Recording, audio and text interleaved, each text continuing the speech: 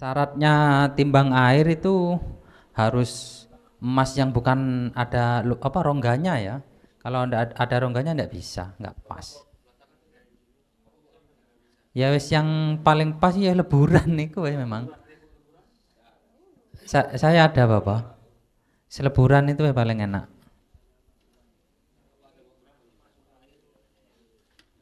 Kalau leburan kan memang betul-betul kita ndak tahu kadarnya weh, dan ndak tahu modelnya.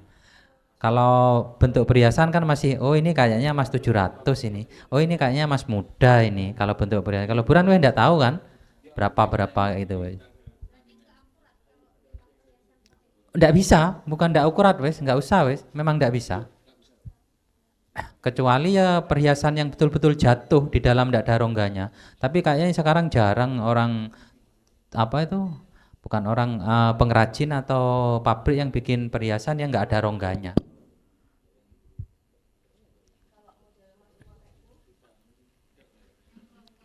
Apa? Yang itu. Saya yakin itu kayaknya masih ada rongganya. Kayaknya itu masih ada rongganya.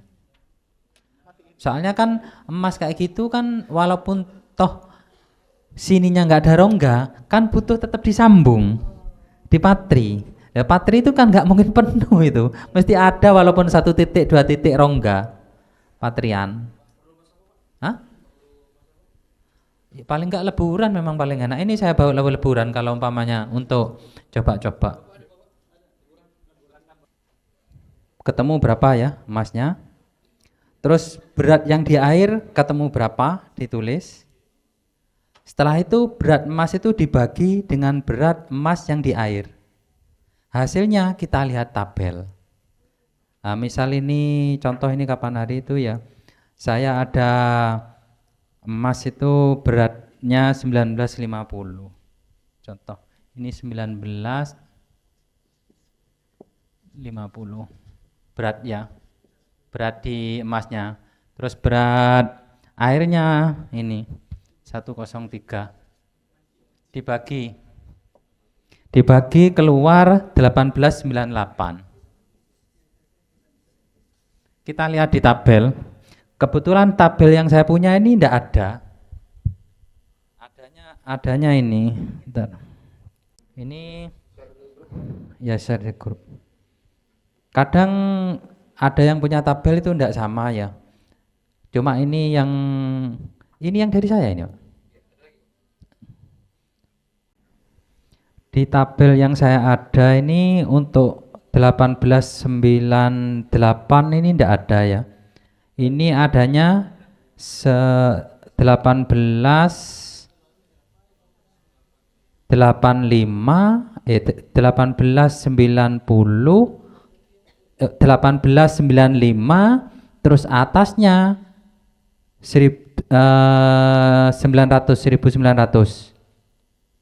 Kalau 1895 itu 98,6. Kalau 1900 98,49. Nah ini kita mal, karena ini 98 kita mal ke 98,3. Jadi kalau ndak ada ini kan 1995 ke 900 kan ada 5 ya, sisa 5 ya. Ini 8. Ya kita kira-kira saja. Kalau ndak ada kita ngambil 3%-nya apa 0,3 atau 0,2. Kalau untuk masalah motong tergantung di tempatnya sampean pribadi ya. Kalau umpamanya di daerah saya biasanya kalau 1920 ke atas itu nggak motong fan sudah, tinggal motong harga. Jadi umpamanya harga sekarang 1.110.000, potong 10.000 paling enggak. Jadi 1.100.000 gini. Tapi kalau di bawahnya 1920-an masih motong fan setengah atau ya lihat kondisi lagi. Itu yang kita beli itu pemain apa ya, maksudnya orang biasa kayak gitu kan ya harus dibedakan. Semuanya itu sama ya, mau apapun kalau sama-sama pedagang, banyak mobil sama pedagang kan ya beda ambilnya harga gula ini mas, saya kasih harga gula. Kalau umpamanya ke pemakai kan tidak mungkin ini harga gula ya, ndak itu nipu kalau dikasih kayak gitu, pasti nggak mungkin. Kalau dagang iya sesama pedagang. Jadi lihat semuanya, lihat kondisi kayak gitu. Cuma memang di daerah saya untuk yang 1920 ke atas nggak motong van. Apalagi kalau pas 1922, oh ya, jelas wes. Tinggal motong harga saja. Kalau di daerah saya itu 10 ribuan. Tapi dengan harga yang kayak gini, sering itu 15. Paling banter murah 12-13 itu dari harga. Untuk supaya emas itu dilebur bisa kayak gini nih, keluar-keluar kayak gini nih ya, memang harus dimasak. Cari tukang masak yang untuk memasakkan.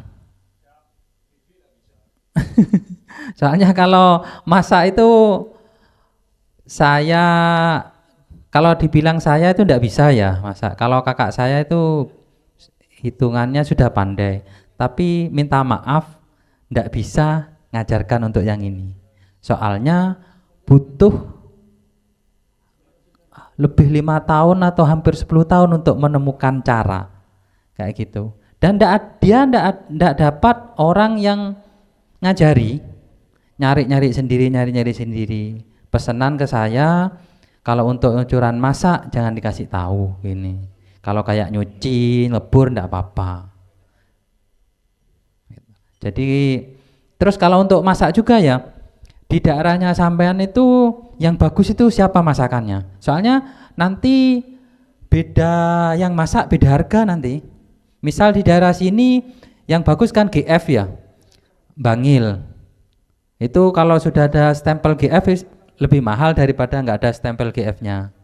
Di daerah Jember itu kita itu masak itu titip itu kadang ke Rauf.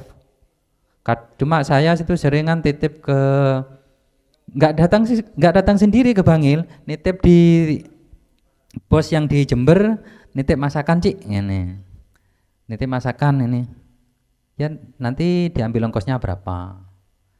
Setelahnya datang masnya, kadang yang kita nggak ambil, titip sana gini, kita catat, sana juga catat. Jadi sewaktu-waktu kita butuh uang atau butuh perhiasan, kita bayarnya pakai emas itu, atau butuh perhiasan ya kita bayarnya pakai emas kayak gitu.